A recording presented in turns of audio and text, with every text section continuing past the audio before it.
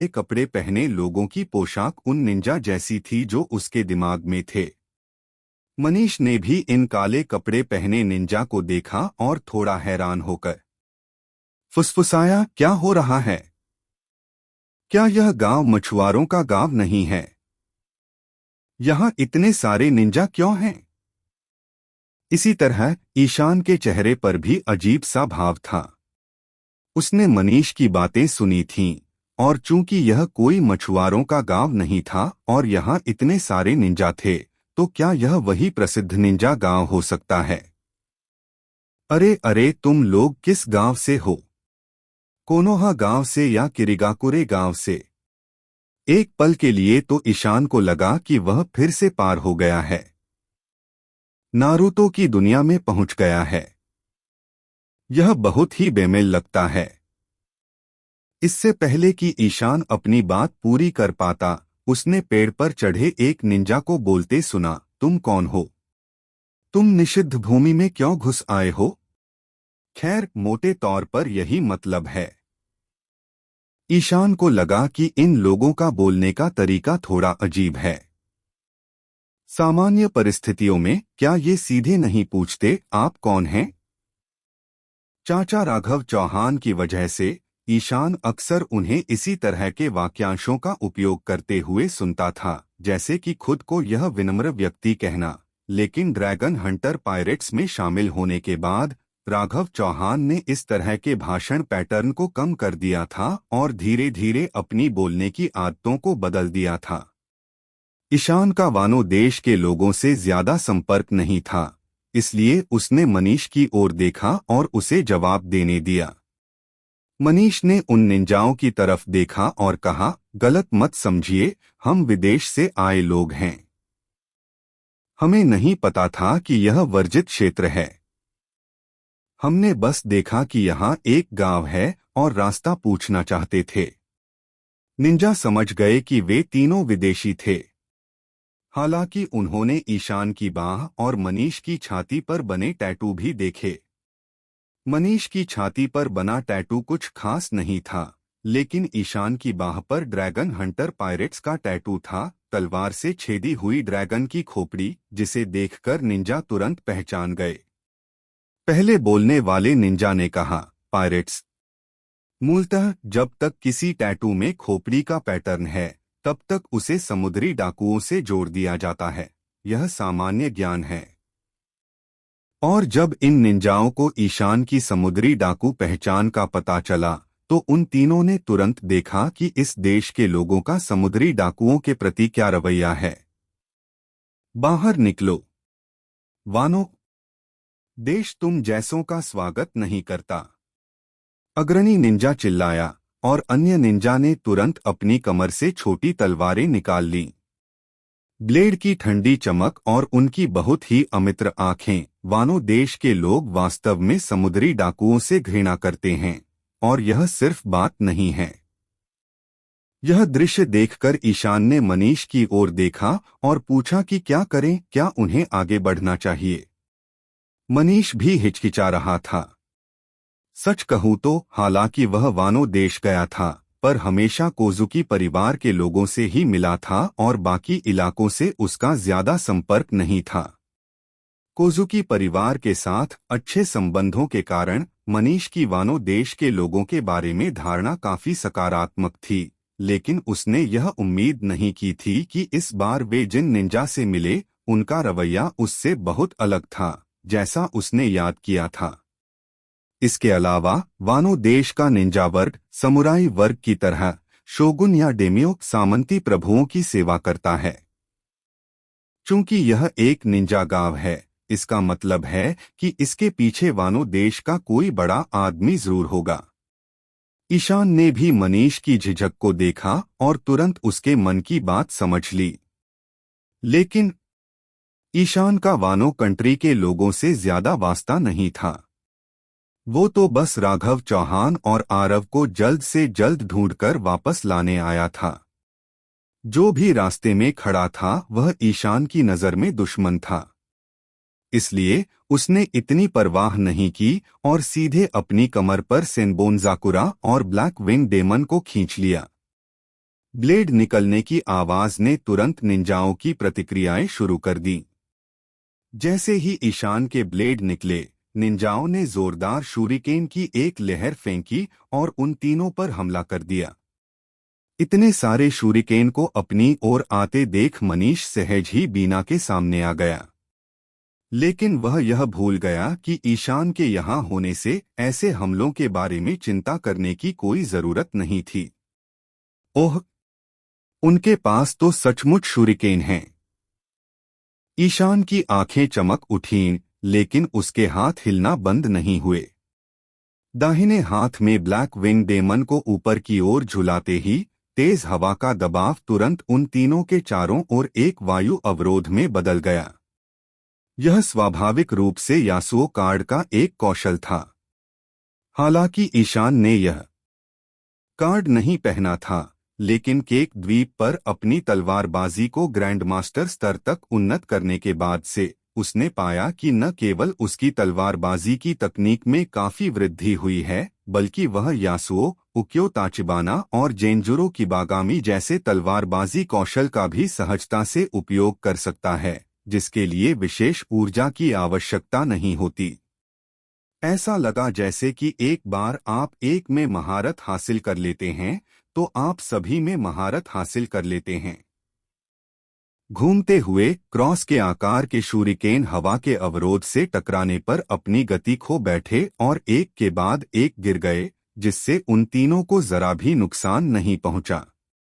इसी क्षण पेड़ों की चोटी पर मौजूद निंजा भी गायब हो गए। जैसे ही उन्होंने शूरिकेन फेंके, वे बेहद तेज गति से अपनी मूल स्थिति से हट चुके थे। जैसे ही शूरिकेन जमीन पर गिरे, 6 निंजा चमचमाती छोटी तलवारें लिए ईशान के चारों ओर प्रकट हुए और एक साथ उस पर वार करने लगे। इतनी तीव्र गति से इन निंजा की हरकतें इतनी विचित्र लग रही थीं, मानो वे पेड़ की चोटी से गायब होते ही ईशान के पास पहुंच गए हों। हालांकि ईशान, जिसने अपने विशाल एन क्षेत्र का विस्तार किया था, वहां उपस्थित प्रत्येक निंजा की गतिविधियां उसकी समझ से बाहर नहीं थीं। ईशान को लगा कि उसके सामने दाईं ओर वाला निंजा थोड़ा तेज है, यानी सबसे पहले वही वार करेगा। इसलिए ईशान ने अपना हाथ उठाया और ब्लैक विंग डेमन से उसे रोक दिया। झंकार! जैसे ही धातु के टकराने की आवाज गूंजी, ईशान ने निंजा की छोटी तलवार को रोक दिया और उसी समय उसका शरीर तुरंत निंजा के पीछे चला गया।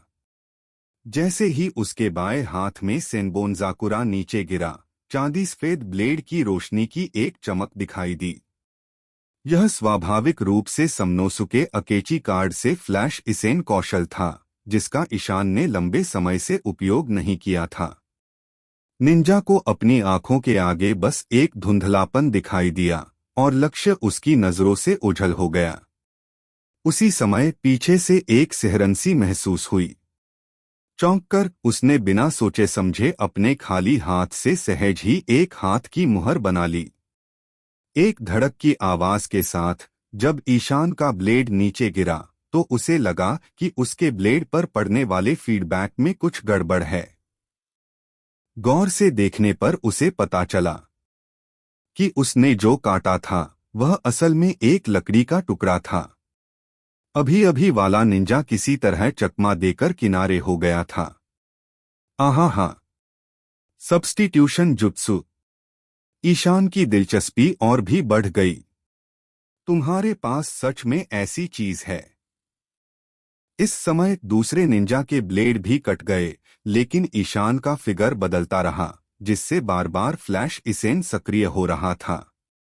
चमकते हुए उसने तुरंत कई ब्लेड लाइटें बुझा दीं, जो दूसरों की नजरों में एक साथ जलती हुई प्रतीत हुईं। साथ में हमला कर रहे बाकी निंजा पहले निंजा जितनी तेजी से प्रतिक्रिया नहीं दे पाए।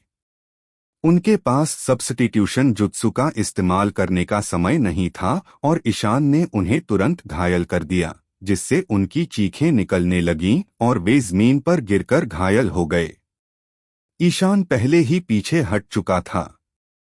अगर वो नहीं देखना चाहता था कि इन निंजाओं का निंजुत्सु क्या होता है, तो ये निंजा उसकी तलवार के नीचे कैसे बच पाते। जिस निंजा ने पहले सब्स्टिट्यूशन जुत्सु का इस्तेमाल किया था वह बस एक तरफ हट गया और उसने देखा कि उसके साथी एक साथ खून की धारें छोड़ते हुए जमीन पर गिर रहे हैं। इससे पहले कि वह कुछ कर पाता उसने अपने कान के पास ईशान की आवाज सुनी, अरे तुमने अभी जो निंजुत्सु इस्तेमाल किया था क्या उसमें तुमने चक्र का इस्तेमाल किया था? निंजा इतना हैरान हुआ कि उसके रोंगटे खड़े हो गए। तभी उसे एहसास हुआ कि ईशान उससे कहीं ज्यादा तेज था। उसे पता ही नहीं चला कि ईशान उसके बगल में कैसे आ गया।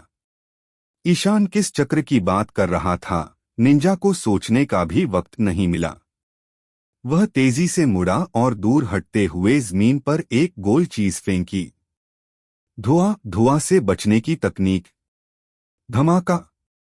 जहां निंजा ने गोल वस्तु फेंकी थी वहां से अचानक घना धुआं निकला जिससे उसका पूरा शरीर धुएं में डूब गया।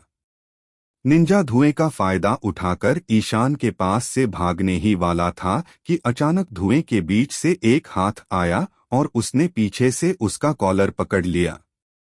जैसे ही ईशान ने निंजा को खींचा उसने उसका गला घोंट दिया जिससे उसकी जीभ लगभग बाहर आ गई। क्योंकि ईशान का खिंचाव बल बहुत मजबूत था निंजा अभी भी आगे की ओर दौड़ रहा था जिससे उसका पूरा शरीर जमीन से ऊपर उठ गया और एक धमाके के साथ वह अपनी पीठ के बल गिर गया। क्या तुम मजाक कर रहे हो?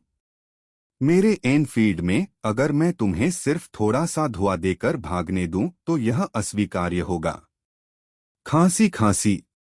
मैं तो दम घुटने से मर रहा हूं।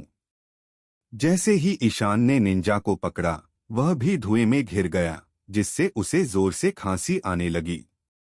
अरे यह धुआं क्या है? क्या तुमने कुछ पिंगपोंग बॉल जला दी हैं? यह देखकर कि उनके साथी को ईशान ने कुछ ही चालों में पकड़ लिया है बाकी निंजा हैरान और क्रोधित हो गए। वे तुरंत उसे बचाने के लिए दौड़ पड़े। 3 निंजा हवा में उछले और ऊपर से फिर से ईशान पर शूरिकेन फेंके। 4 और निंजा चारों दिशाओं से लुढ़कते हुए ईशान के सामने आए और उनके हाथों में छोटी तलवारें सीधे ईशान की कमर पर वार करके उस पर हमला बोल दिया।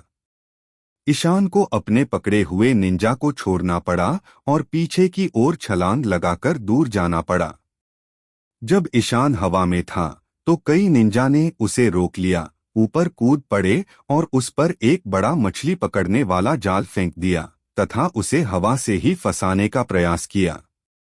ईशान ने एक हाथ में सेनबोनजाकुरा और दूसरे हाथ में ब्लैक विंग डेमन को घुमाया और मछली पकड़ने वाले जाल की ओर तलवार की कई ऊर्जा तरंगे फेंकी।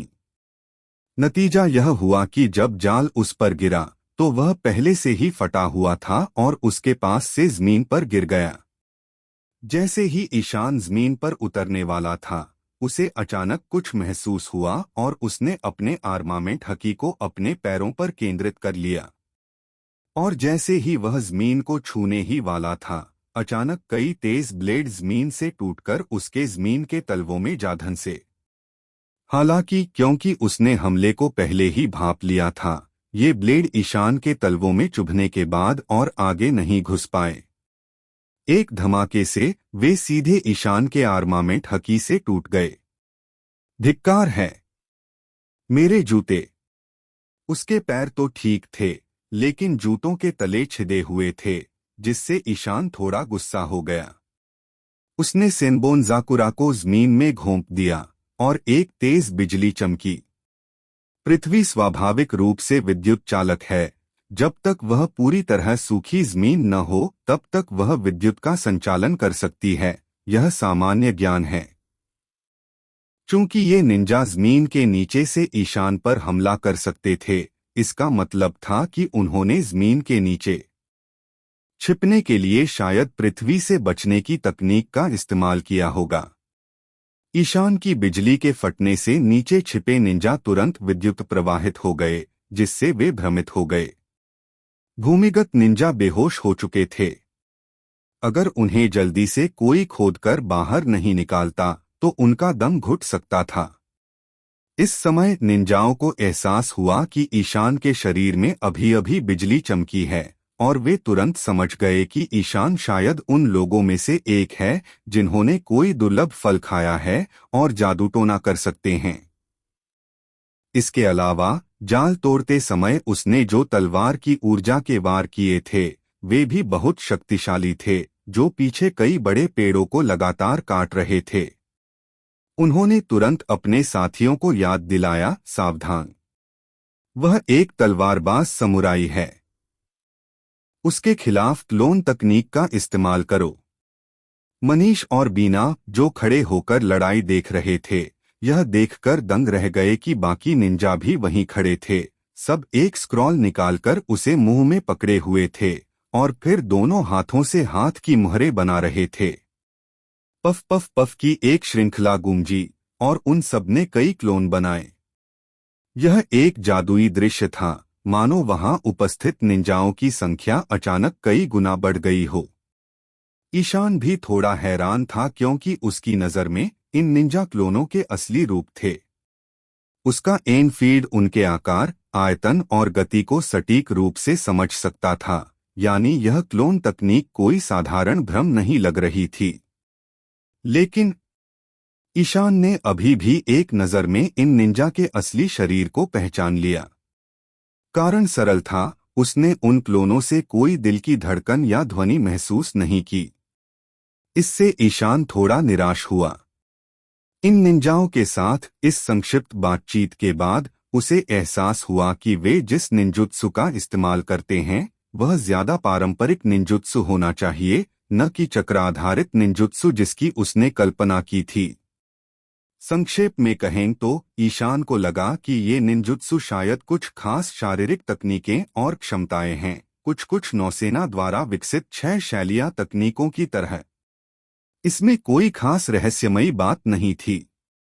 यह देखकर कि क्लोन तकनीक का उपयोग करने के बाद निंजा संख्या में बढ़ गए थे और अधिक साहसी हो गए थे और ईशान की ओर झुंड बनाकर बढ़ रहे थे, ईशान ने अपने होंठ सिकोड़े, दोनों हाथों में तलवारें लेकर खड़ा हो गया और कहा, क्या निंजुत्सु जानना प्रभावशाली है? मैं भी इसे जानता हूं। फिर ईशान ने एक गहरी सांस ली, अचानक अपना मुंह खोला और उस पर हमला करने वाले निंजा की ओर एक विशाल काले आग के गोले को थूक दिया।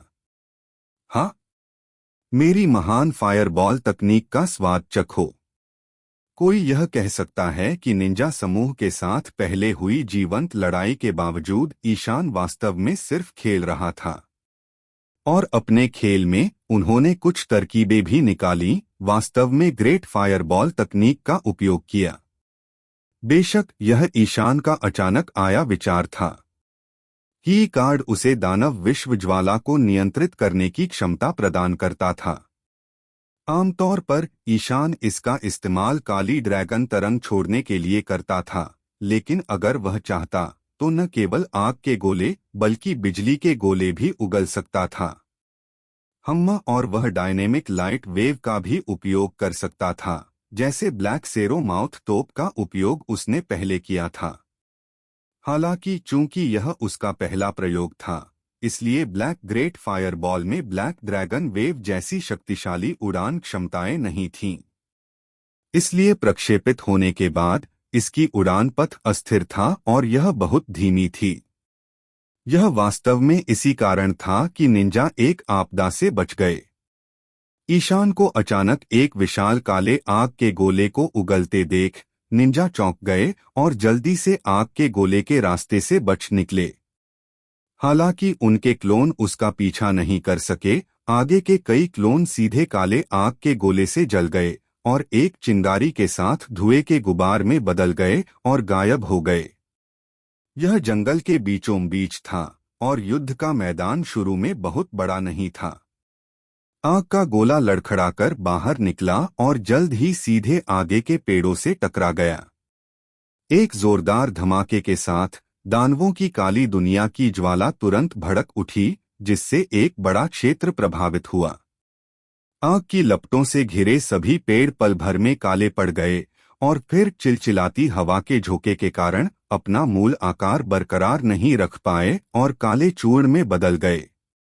एक काले विशाल अग्निगोल ने 100 मीटर से भी ज्यादा के दायरे में सभी पेड़ों को मिटा दिया। अगर उस पल ऊपर से देखा जाए तो ऐसा लगेगा जैसे घने जंगल से अचानक कोई टुकड़ा खोदकर निकाला गया हो। निंजा अपने बचे हुए प्रतिरूपों के साथ अब खाली काले काले विस्फोट क्षेत्र को शून्य भाव से देखते रहे। उस दुखद दृश्य को देखकर और अपने चारों ओर अभी भी चिलचिलाती गर्मी को महसूस करते हुए वे सभी एक साथ सिहर उठे। धिक्कार है! क्या यह सचमुच निंजुत्सु है? अगर यह निंजुत्सु है तो हम क्या अभ्यास कर रहे हैं? नकली निंजुत्सु? उन्हें पता नहीं था कि ईशान भी नाराज हो रहा था। वह लापरवाह था, उसे अभी इसे ग्रेट फायरबॉल तकनीक नहीं कहना चाहिए था। कोई आश्चर्य नहीं कि उसने उनमें से किसी को भी नहीं मारा। क्या यह किसी तरह का श्राप है या ब्रह्मांड की इच्छा? इस क्षण निंजा आखिरकार अपने होश में आए। उन्होंने एक दूसरे की आंखों में दृढ़ संकल्प देखा। फिर सबने सिर हिलाया और अपने हथियार फिर से थाम लिए। अब उन्हें पूरा यकीन हो गया था कि इस बाहरी ईशान से उनका कोई मुकाबला नहीं, लेकिन उनकी अपनी मान्यताएं उन्हें पीछे हटने नहीं दे रही थीं। उन्हें बस इतना पता था कि चाहे जान ही क्यों न चली जाए, उन्हें इन समुद्री लुटेरों को भगाना ही होगा। निंजाओं की हरकतें देखकर ईशान का चेहरा भी काला पड़ गया। उसे उम्मीद नहीं थी कि ये लोग इतने बेरुखी से पेश आएंगे। उसने उन पर जानलेवा बल का इस्तेमाल तो नहीं किया था, फिर भी वे अंतहीन उलझाव चाहते थे। वह तो बस रास्ता पूछना चाहता था। आखिर वे इतने कड़वे और आक्रोश भरे भावों से किसे डराना चाह रहे थे? इस प्रकार ईशान पर हत्या का इरादा फैलने लगा। निंजा मूर्ख नहीं थे। उन्होंने ईशान के आभामंडल में आए बदलाव को तुरंत भांप लिया और घबराहट से निगलने से खुद को रोक नहीं पाए। यह पहली बार था जब उनका सामना इतने दुर्जय बाहरी व्यक्ति से हुआ था।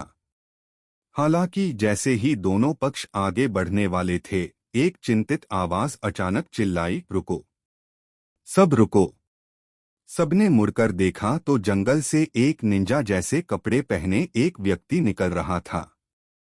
उसने अपनी बाहें क्रॉस करके सबको इशारा किया कि वे कुछ न करें और जोर से बोला, बाहर वालों, लेडी करेही तुमसे मिलना चाहती हैं। यह सुनकर निंजा सीधे खड़े हो गए, अपने ब्लेड म्यान में रख लिए और चुपचाप एक तरफ खड़े हो गए। ईशान ने मनीष को आश्चर्य से देखा। क्या जंगल में छिपे इस निंजा गांव में वास्तव में कोई राजकुमारी थी? यहाँ आते समय मनीष ने ईशान को बताया था कि वानो देश में शोगुन और विभिन्न देम्यो सामंती प्रभुओं की बेटियों को राजकुमारियां माना जाता है, जिन्हें समान रूप से हिमे कहा जाता है, जो उच्च स्थिति वाली महिलाओं के लिए एक उपाधि है। अब वास्तव में इस निंजा गांव में एक राजकुमारी थी, यह थोड़ा अविश्वसनीय था। वे नहीं जानते थे कि यह राजकुमारी किसकी बेटी थी, जो इस गहरे पहाड़ी निंजा गांव में रह रही थी। क्या हम देखने चलें? मनीष ने ईशान से उसकी राय पूछी। ईशान ने एक पल सोचा और सहमति में सिर हिला दिया। चूंकि वे उनसे मिलने को तैयार थे, इसका मतलब था कि दूसरा पक्ष आखिरकार बातचीत करना चाहता था। यह अच्छी बात थी, आखिरकार वे बस रास्ता पूछना चाहते थे। इसलिए ईशान ने अपनी तलवारें म्यान में रख लीं और वे तीनों संदेश देने आए निंजा के नेतृत्व में उसके पीछे जंगल में चले गए, जबकि ईशान के साथ लड़ने वाले निंजा जटिल भावों के साथ उसकी ओर देखते रहे। रास्ते में बीना ने उत्सुकता से ईशान से पूछा, ईशान, क्या तुम सचमुच निंजुत्सु जानते हो? यह सवाल सुनकर न केवल मनीष बल्कि आगे चल रहे निंजा भी कान खड़े करने से खुद को नहीं रोक पाए। ईशान मुस्कुराया और बोला, मैं ऐसा कैसे कर सकता हूँ? मैं कोई निंजा नहीं हूँ। ईशान सही था, उसे शक था कि निंजुत्सु शायद एक बुनियादी हुनर है। वरना वह नारुतो सीरीज के कार्ड कम ही क्यों निकालता था। उसने फ्रैगमेंट शॉप में नारुतो कार्ड देखे थे, लेकिन यह सोचकर कि अगर उसे मिल भी गए तो वह उनका इस्तेमाल नहीं कर पाएगा, उसने उन्हें इकट्ठा करने की जहमत नहीं उठाई। सामने खड़े निंजा ने अपना सिर घुमाया और ईशान को नाराजगी भरी नजर से देखा, लेकिन ईशान ने उसे पूरी तरह से नजरअंदाज कर दिया। वे जंगल में आगे बढ़ते रहे और धीरे धीरे आगे का रास्ता साफ होता गया। जंगल के भीतर साफ की गई एक बस्ती जल्द ही उन तीनों के सामने आ गई। यह एक छोटा सा गांव था जहां सभी इमारतें लकड़ी की थीं। पत्थर की संरचनाएं दुर्लभ थीं, लेकिन स्थापत्य शैली में वानो देश की झलक साफ दिखाई देती थी। गांव में लगभग कुछ 100 लोग थे और लगभग सभी नकाबपोश निंजा थे, बड़े और बच्चे दोनों। जब ईशान और उसके साथी आए तो गांव के सभी बच्चे उन्हें उत्सुकता से देखने लगे, जबकि बड़े उन्हें सतर्क निगाहों से देखने लगे। दोनों की निगाहों में जबरदस्त अंतर था। हालांकि एक बात समान थी कि उनमें से कोई भी ईशान को नवोदित योंको के रूप में नहीं पहचान पाया। उसकी तो बात ही छोड़िए, व्हाइट बियर्ड पायरेट्स के प्रसिद्ध फीनिक्स मनीष भी उन्हें नहीं पता था। यह स्पष्ट नहीं था कि ऐसा इसलिए था क्योंकि निंजा गांव एकांत में था या वानो देश के सभी लोग ऐसे ही थे। अगर यह बाद वाली बात थी तो उनकी जानकारी सचमुच बेहद अलग थलग थी। निंजा के नेतृत्व में वे तीनों कई निगाहों के बीच निंजा गांव से गुजरे और गांव के केंद्र में सबसे बड़े लकड़ी के घर के बाहर पहुंचे। यहां ईशान ने कुछ अलग ही देखा। इस लकड़ी के घर के बाहर लकड़ी के मोजे पहने, कमर में लंबी तलवारें लटकाए और बालों में चोटी बांधे दर्जनों समुराई बाहर पहरा दे रहे थे। जब उन्होंने ईशान और उसके साथियों को आते देखा तो सभी समुराइयों ने एक साथ अपनी तलवारों की मूठ पर हाथ रख लिए। ईशान और उसके 2 साथियों की पहचान यहाँ के लोगों के लिए सिर्फ समुद्री डाकू थी और वानो देश के लोगों में समुद्री डाकुओं के प्रति कोई अच्छी भावना नहीं थी। हालांकि इन तीनों समुद्री डाकुओं को देखने का आदेश लकड़ी के घर में लेडी करेई हिमे की ओर से आया था, लेकिन कोई भी गारंटी नहीं दे सकता था कि करेई हिमे की कुलीनता का एहसास होने पर ये समुद्री डाकू उनके खिलाफ कोई कदम नहीं उठाएंगे। आप जानते हैं, इससे पहले भी ऐसी घटनाएं हुई थीं, जब समुद्री डाकुओं ने वानो देश में डेम्यो की बेटियों का अपहरण करने का प्रयास किया था। कृपया अपने हथियार छोड़ दो। एक समुराई भीड़ से आगे आया और ईशान से सख्ती से कहा। उन तीनों में से सिर्फ ईशान के पास ही हथियार थे, तो जाहिर है कि यह उसी पर निशाना साधा गया था। यह सुनकर ईशान भौहें चढ़ाए बिना नहीं रह सका और बोला, क्या कहा? कृपया अपने हथियार छोड़ दें। समुराई ने दोहराया और अन्य सभी समुराई, जिनमें वह स्वयं भी शामिल था, ने अपनी तलवारों की मुठभेड़ कसकर पकड़ ली। अगर मैं मना कर दूं तो? ईशान ने ठंडे स्वर में कहा। ईशान वानो देश के लोगों की बाहरी लोगों और समुद्री लुटेरों के प्रति दुश्मनी समझ सकता था, लेकिन क्या यह हद से ज्यादा नहीं था? सही गलत में फर्क किए बिना बाहरी लोगों पर हमला करना, यह जंगली लोगों से मुठभेड़ से किस तरह अलग है? सिर्फ ईशान ही नहीं, मनीष और बीना भी अपनी भौहें चढ़ाने से खुद को नहीं रोक पाए। कोई भी जहां भी जाता, उसे इतनी सतर्कता और शक की निगाहों से देखा जाना बुरा लगता। माहौल को फिर से तनावपूर्ण होते देख लकड़ी के घर के अंदर से आवाज आई, कोई बात नहीं, चिंता मत करो, उन्हें अंदर आने दो। आवाज स्पष्ट और तीखी थी, किसी युवा लड़की जैसी लग रही थी और ज्यादा बूढ़ी नहीं लग रही थी। उसके शब्दों के साथ समुराई ने अपना सिर झुका लिया और एक तरफ हट गए। आगे चल रहा निंजा आगे बढ़ा, लकड़ी के घर का दरवाजा खोला और ईशान और उसके साथियों को अंदर आने का इशारा किया। मनीष और बीना के साथ लकड़ी के घर में घुसने से पहले ईशान ने ठंडी सांस ली। अंदर प्रवेश करते ही ईशान ने देखा कि एक लड़की, जो एक आलीशान लंबा लबादा पहने हुए थी, कमरे के बीच में चुपचाप घुटनों के बल बैठी थी। वह बहुत ही खूबसूरत छोटी बच्ची थी। लगभग 12-13 साल की लग रही थी। उसके लंबे रेशमी काले बाल कनपटियों से दाहिने कंधे तक लटक रहे थे। पीछे के लंबे बाल लाल धनुष से बंधे थे, वानो देश की राजकुमारी का हेयर स्टाइल। उसका लंबा लबादा जमीन पर फैला हुआ था, जो काफी जगह घेर रहा था। वह घुटनों पर हाथ जोड़े बैठी थी, बिल्कुल सलीके से, लेकिन जैसे ही वे अंदर आए, उसने उत्सुकता से उन तीनों को देखा। नमस्ते बाहरी लोगों। उसने अपनी बड़ी बड़ी आंखों से ईशान और उसके साथियों को देखा और कहा, मैं निहारिका हूँ, वानो देश के निशिनो के डेमियो हिदाकी की बेटी। आप मुझे करेही में भी कह सकते हैं। जैसे ही उसने बात की, ईशान को तुरंत एहसास हो गया कि यह राजकुमारी बाकियों से अलग है। उसकी बातचीत धारा प्रवाह और दोस्ताना थी, लेकिन लहजा इतना पारंपरिक नहीं था। ऐसा लग रहा था जैसे उसका किसी बाहरी व्यक्ति से संपर्क हो। निशिनो। मनीष ने नाम सुनकर सोचा, लेकिन कुछ देर सोचने के बाद उसे याद नहीं आया। आखिरकार उसे वानो देश के भूगोल के बारे में बहुत कम जानकारी थी। इसलिए उसने हार मान ली और कहा, लेडी करेही में, हम बस यहाँ से गुजर रहे हैं। हमारा इरादा कुरी जाने का है। क्या आप हमें बता सकती हैं कि हमें किस दिशा में जाना चाहिए? वास्तव में? मनीष की बातें सुनकर युवा राजकुमारी निहारिका ने तुरंत अपने छोटे से मुंह को अपने हाथ से ढक लिया और आश्चर्य से बोली, क्या तुम भी कार्तिक पायरेट्स के समुद्री डाकू हो? यह सुनते ही लकड़ी के घर में उसकी रक्षा के लिए तैनात समुराई और निंजा ने तुरंत अपने हथियार निकाले और उसके सामने खड़े हो गए।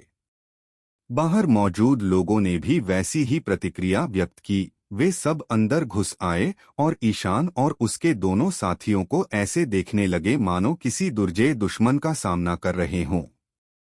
वे चिल्लाए, लेडी करेही की रक्षा करो। हम ऐसी प्रतिक्रिया क्यों? क्या ऐसा हो सकता है? जब ईशान सोच रहा था, मनीष ने जल्दी से हाथ हिलाते हुए कहा, गलत मत समझिए, हम बीस्ट्स पायरेट्स के सदस्य नहीं हैं। जानवर समुद्री डाकू? यह क्या है? राजकुमारी निहारिका हैरान दिखीं। ईशान ने माथे पर थपकी दी। वह समझ गया और बोला, राजकुमारी निहारिका, आपने कार्तिक पायरेट्स के बारे में किसी और से सुना होगा, है ना? इस छोटी राजकुमारी ने बीस्ट्स पायरेट्स को कार्तिक पायरेट्स कहा था, लेकिन जब उसने कार्तिक के समुद्री डाकू समूह का असली नाम सुना, तो वह असमंजस में पड़ गई। इसका मतलब सिर्फ यही हो सकता है कि उसने यह नाम किसी और से सुना था और शायद उसे साफ सुनाई नहीं दिया। निहारिका ने सिर हिलाया और कहा, हाँ, मैंने पापा से सुन लिया। तो ईशान को उसे समझाना पड़ा, कार्तिक पायरेट्स बीस्ट्स पायरेट्स हैं। हालांकि हम उसके समुद्री डाकू समूह के सदस्य नहीं हैं। असल में हम उसके दुश्मन हैं। ईशान ने पहले ही देख लिया था कि जब छोटी राजकुमारी ने कार्तिक पायरेट्स का जिक्र किया, तो सभी समुराई और निंजा बेहद घबरा गए।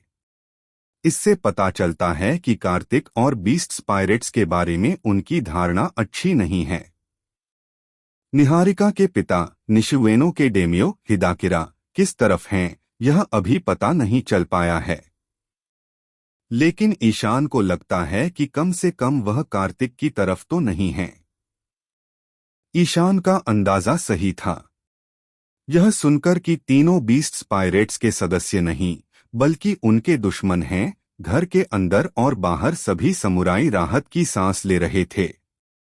निंजा भी ऐसे ही थे, हालांकि उनके चेहरे ढके हुए थे और उनके हाव भाव दिखाई नहीं दे रहे थे, फिर भी उनकी दुश्मनी काफी कम हो गई थी। इस समय बीना ने उत्सुकता से हस्तक्षेप किया, हमने अभी कुरी के बारे में पूछा था, आपने इतनी तीखी प्रतिक्रिया क्यों दी? निहारिका ने सिर घुमाकर बीना की तरफ देखा। उसके फैशनेबल और खुले कपड़े देखकर उसका छोटा सा चेहरा तुरंत लाल हो गया, लेकिन फिर भी उसने चुपके से बीना के कपड़ों पर नजर डाली। उसकी आंखें नएपन से भरी थीं। फिर भी उसने तीनों को जवाब दिया, क्योंकि अब आम लोग कुरी जाना नहीं चाहेंगे, है ना? उसे तो बीस्ट्स पायरेट्स ने तहस-नहस कर दिया है। यह सुनकर मनीष चिंतित हो गया और जल्दी से पूछा, तो आपके शोगुन और कोजुकी परिवार के बीच युद्ध वास्तव में खत्म हो गया है? हालांकि उन्हें आरव के पकड़े जाने की बात पता थी और व्हाइट बियर्ड पायरेट्स ने भी इस स्थिति का अंदाजा लगा लिया था, फिर भी मनीष के मन में यहां आने पर उम्मीद की एक किरण जगी थी। अब अचानक यह सुनकर कि कुरी को खंडहर में बदल दिया गया है, उसे स्वाभाविक रूप से यह स्वीकार करना मुश्किल लगा। विदेशी समुद्री लुटेरों के एक समूह को वानो देश के शोगुन और एक डेम्यो के बीच युद्ध की सचमुच परवाह थी। यह वाकई थोड़ा अजीब था। न सिर्फ राजकुमारी निहारिका, बल्कि कमरे में मौजूद समुराई भी ईशान और उसके दोनों साथियों को उत्सुकता से देख रहे थे। हाँ, बात खत्म हो गई। निहारिका ने सिर हिलाया और बोली, अभी परसों ही मुझे पिताजी का पत्र मिला। उन्होंने बताया कि शोगुन की सेना कुरी से हट गई है और वहां सिर्फ बीस्ट्स पायरेट्स ही बचे हैं। चूंकि तुम बीस्ट्स पायरेट्स के दुश्मन हो, तो क्या तुम कोजुकी परिवार की लड़ाई में मदद करने आए हो? मैंने पिताजी से सुना है कि इस बार कई अनोखे और असाधारण लोगों ने उन्हें प्रतिरोध करने में मदद की। अजीब और असाधारण लोग शायद आरव, राघव चौहान और इजो का उल्लेख करते हैं, है ना? यह राजकुमारी निहारिका शायद अपने शाही दर्जे की वजह से थोड़ी अपरिपक्व लगती है। खैर, वह सिर्फ 12-13 साल की बच्ची है, फिर भी कुछ बचकानी है। ईशान समझ गया कि हालांकि वह कुछ बातें जानती थी, लेकिन ज्यादा विस्तार से नहीं जानती थी। शायद उसे सिर्फ वही पता था जो उसके पिता ने उसे बताया था, इसलिए उसे सिर्फ इतना पता था कि ऐसे लोग होते हैं, लेकिन उसे खास बातें नहीं पता थीं। ईशान ने एक पल सोचा और सोचा कि इतनी छोटी राजकुमारी से यहाँ मिलना शायद अच्छी बात हो। पहले वे उससे कुछ जानकारी ले सकते हैं। तो ईशान ने पूछा, राजकुमारी निहारिका, आपके पिता भी वानो देश के डेम्यो में से एक हैं? हाँ? निहारिका ने सिर हिलाया। तो फिर शोगुन और कोजुकी परिवार के बीच हुए इस युद्ध में क्या तुम्हारे पिता ने भाग नहीं लिया था? एक डेम्यो होने के नाते उन्हें शोगुन की मदद करनी चाहिए थी, है ना? ईशान ने पूछा। नहीं।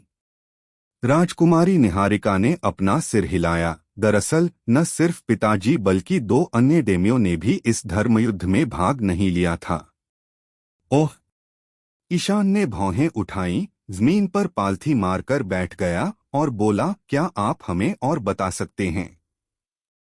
ईशान की लापरवाह मुद्रा देखकर उसके बगल में खड़ा एक समुराई चिल्लाए बिना नहीं रह सका, अशिष्ट आदमी! लेडी करेहिमे के सामने ऐसा व्यवहार करने की तुम्हारी हिम्मत कैसे हुई? इससे पहले कि वह बात पूरी कर पाता, निहारिका ने उदासीनता से हाथ हिलाया, कोई बात नहीं। फिर उसने उत्सुकता से ईशान से कहा, मैं कुछ बाहरी लोगों से मिली हूं। कहते हैं कि बाहरी लोग अपने दोस्तों और साथियों के सामने ही शिष्टाचार की अवहेलना करते हैं। क्या तुम भी मुझे अपना दोस्त मानते हो? ईशान उसकी बातों से खुश हो गया। यह छोटी बच्ची काफी प्यारी लग रही थी, इसलिए उसने सिर हिलाया। हाँ, एक छोटी राजकुमारी जैसी दोस्त होना वाकई अच्छा है। चलो मैं अपना परिचय देता हूँ। मेरा नाम ईशान है और मैं अभी एक समुद्री डाकू हूँ। मेरे समुद्री डाकू समूह का नाम ड्रैगन हंटर पायरेट्स है। यह अनानास जैसे सिर वाला लड़का मनीष है, जो व्हाइट बियर्ड पायरेट्स का 1st डिवीजन कमांडर है। यह कम कपड़ों वाली महिला बीना है। वह एक समुद्री डाकू कप्तान भी है। कम कपड़े पहनने से क्या मतलब है? बीना यह सुनकर दुखी हुई और अपने कपड़े खींचते हुए बोली, इसे कहते हैं फैशन। तुम तो घटिया आदमी हो। फैशन? राजकुमारी निहारिका ने बीना के कपड़ों को उत्सुकता से देखा। उसका छोटा सा चेहरा फिर से लाल हो गया। बेशक उसे फैशन शब्द समझ नहीं आया, उसे बस बीना के कपड़े बहुत शर्मनाक लग रहे थे। ईशान ने देखा कि वहां मौजूद वानो देश के लोगों ने उसके आत्मपरिचय पर कोई खास प्रतिक्रिया नहीं दी। यह समझ में आता है कि वे ड्रैगन हंटर पायरेट्स, एक नए उभरते सम्राट स्तरीय समुद्री डाकू समूह के बारे में नहीं जानते थे, लेकिन पुराने व्हाइटबर्ड पायरेट्स के बारे में न जानना भी थोड़ा निराशाजनक था। मनीष को भी शायद यही लगा होगा। नई दुनिया के समुद्रों में तो वो एक मशहूर इंसान था, पर यहाँ वो बीना के पहनावे जितना आकर्षक नहीं था। यह सुनकर कि ईशान उससे दोस्ती करने को तैयार है, राजकुमारी निहारिका बहुत खुश हुई। हालांकि उसके बगल में बैठे समुराई थोड़े नाराज थे। उनके विचार से लेडी करेही अपने कुलीन पद के बावजूद अनजान समुद्री लुटेरों से यूं ही दोस्ती कैसे कर सकती हैं। इसलिए उन्होंने ईशान को नाराजगी से घूरा। यहां से वानो देश की स्थिति का कुछ कुछ अंदाजा लगाया जा सकता है। राजकुमारी निहारिका जैसे युवा नई चीजों को स्वीकार करने के लिए तैयार रहते हैं और बाहरी दुनिया के बारे में जानने के लिए उत्सुक रहते हैं। लेकिन वर्गबोध से गहरे प्रभावित लोग आज के समुराई लोगों की तरह इससे बहुत असहज महसूस करते हैं। जहां तक इन लोगों की बात है, ईशान को स्वाभाविक रूप से कोई फर्क नहीं पड़ा। निहारिका के थोड़ा करीब पहुंचने के बाद ईशान ने पूछा, निहारिका, तुमने कहा था कि वानो देश के कई डेम्यो युद्ध में हिस्सा नहीं लेना चाहते। क्या हो रहा है? दरअसल मैंने भी पिताजी से सुना है। निहारिका का छोटा सा चेहरा इस समय थोड़ा गंभीर लग रहा था, क्योंकि वानो देश में भी कोजुकी परिवार एक कुलीन परिवार है और पीढ़ियों से वफादार रहा है। हालांकि इस पीढ़ी में लॉर्ड कोजुकी ओडेन एक डेम्यो के रूप में गुप्त रूप से कानून तोड़कर समुद्र में चले गए और लौटने के बाद वे देश को खोलने की कोशिश कर रहे हैं, जिसके कारण उन पर एक अपराध का दाग लगा है। लेकिन पिताजी की नज़र में कोजुकी परिवार मौत के लायक नहीं है।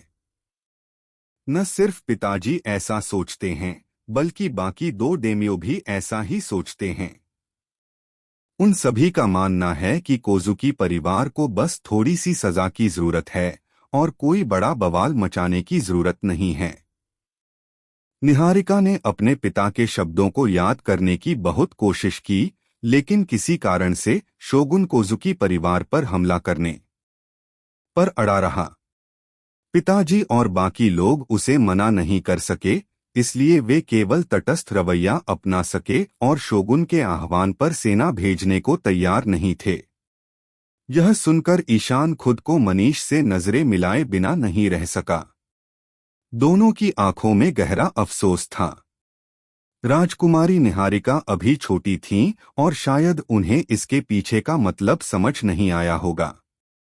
दरअसल ईशान के हिसाब से तटस्थ रवैया अपनाने वाले इन डेम्यो के इरादे भले ही नेक रहे हों, लेकिन उन्हें नहीं पता था कि वे असल में कोजुकी परिवार को नुकसान पहुंचा रहे हैं। वजह साफ है। वानो देश के शोगुन ने कोजुकी परिवार पर हमला करने की जिद क्यों की? क्या इसकी वजह यह नहीं कि देश को खोलने की नीति और विचारधारा उसकी सत्ता को नुकसान पहुंचा सकती थी? उन्होंने पहले ही कोजुकी परिवार के विचारों से उत्पन्न होने वाले संभावित संकट को भांप लिया था। ऐसी स्थिति में अगर बाकी सभी डेम्यो उसकी पुकार पर सेना भेज दें, तो शायद शोगुन को एहसास हो जाएगा कि उसकी स्थिति अभी भी बहुत सुरक्षित है। इसके विपरीत शायद इससे कोजुकी परिवार को किसी भी संकट से बचाया जा सकेगा।